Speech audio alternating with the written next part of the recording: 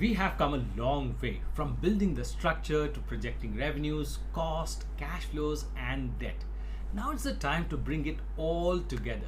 At JP Morgan, the ultimate test of a great model was integrating the three financial statements and balancing the balance sheet. In this final video, I'll show you exactly how to do this step by step.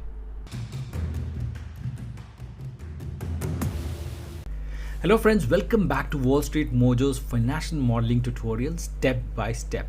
Today is going to be the most exciting day because we are on the last step, that is step number 9. We have done immense work until now, right? In the previous 8 tutorials we completed from step 1 to step 8 and we have made incredible progress in our financial model. With step number 9 we'll be able to integrate everything and our 3-statement financial model should work perfectly fine, right? So that's the objective and let's get started here. We'll go back to this financial modeling template, and in our previous tutorial we looked at completing the debt schedule, right? Now coming to the other part of it, like integrating everything and linking the missing parts, right? So we'll go back to the income statement first.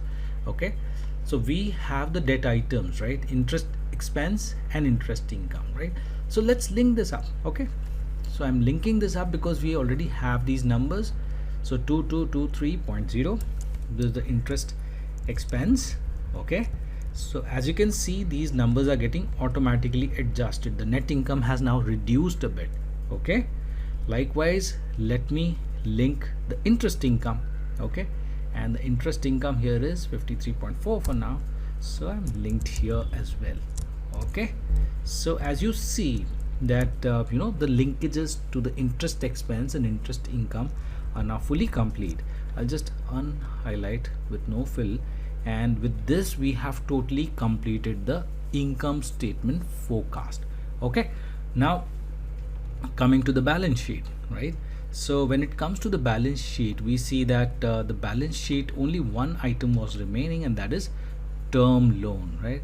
And where will we find this number? We have already found this number in the debt schedule, right? So here we have, right, this is the ending balance. So let's link this up here. Okay, so I'm going to do that. This is equal to 24200 at the end of year 1. Okay, so I'm linking it here for the other years as well. Now as you see that when we complete this term loan, and when we look at the check here, the check says that the balance sheet has not balanced yet, right?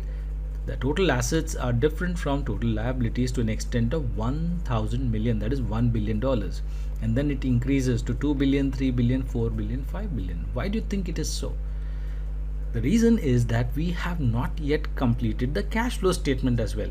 You remember when we looked at the debt schedule, right? So there is this cash inflow because of issuance, and then there's a cash outflow because of repayment. So this item has to be accounted for in the cash flow statement as well, right? So if you go back to this cash flow statement, and when you see from the top to bottom, this is the place where we have not yet filled the details related to debt, correct? So let's link this up as well. So proceeds from and repayments of term loans. So here it will be cash inflow of 1,000 and cash outflow of 2,000. So the net amount is minus 1,000, right? So let me press enter and see. Okay, so this is the outflow, right? Minus 1,000 here. So I'll just copy this and paste it across for the other years as well. Okay, so we get this minus 1,000 for all the years. So when we look at now the linkages, as far as all the links that are coming from different tabs are fully complete.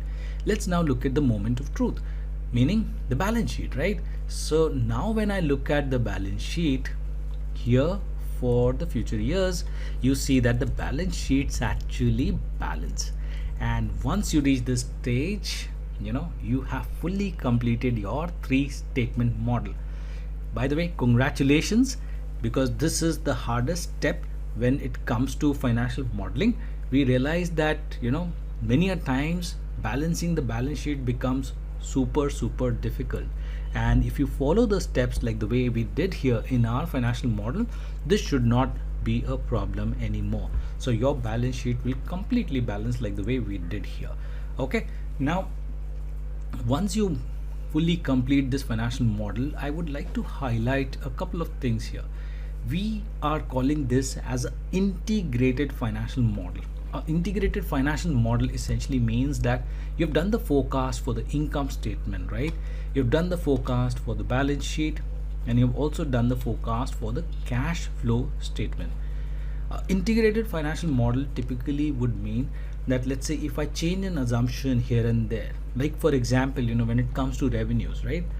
If I change an assumption from, let's say, 20% to 15%, or maybe whatever number you think of, then the model should still be integrated and should work cohesively. So let me just do that. I'll just change 20% to, let's say, 15% here, okay, for all the years. Now let's see. Obviously, when it comes to this integrated model, the revenue numbers get automatically adjusted, the net income numbers get automatically adjusted, it gets flows through the cash flow statements, the cash flow items also get automatically adjusted, and the important thing to note is that your balance sheet will have a new number here, but they are still balanced, right?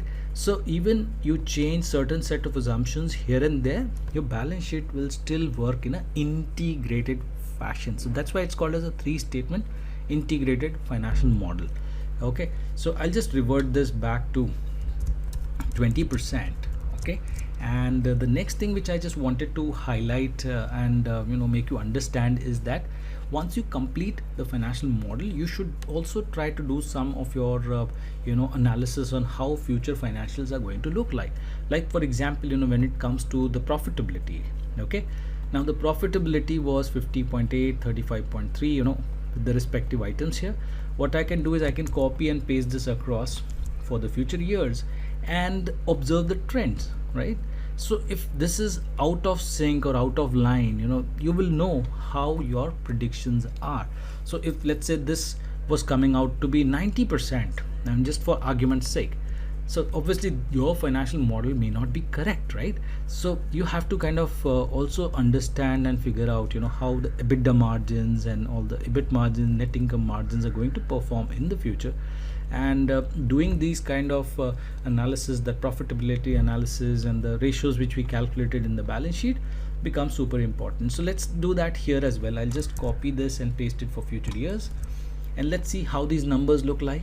So current ratios is kind of increasing every year, and the reason could be because your cash is kind of increasing at a much faster pace. Now when it comes to understanding of why cash is increasing at a faster pace, we'll have to go back and debug and look at the cash flow statements, right? So what we are seeing here is that cash flow from operations is a very high number. It's 23448, right? And cash flow from investments and financing is a very low number. So each year keep on adding a very high number.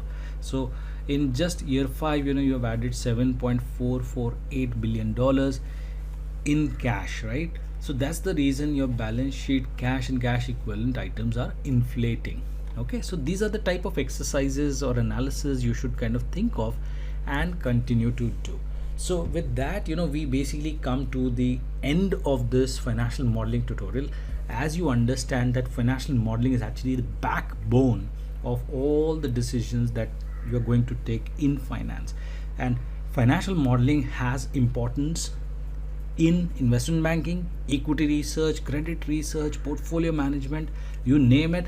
And this is the most important and critical skill that you need to understand and learn and master if you want to make a career in finance. So what next?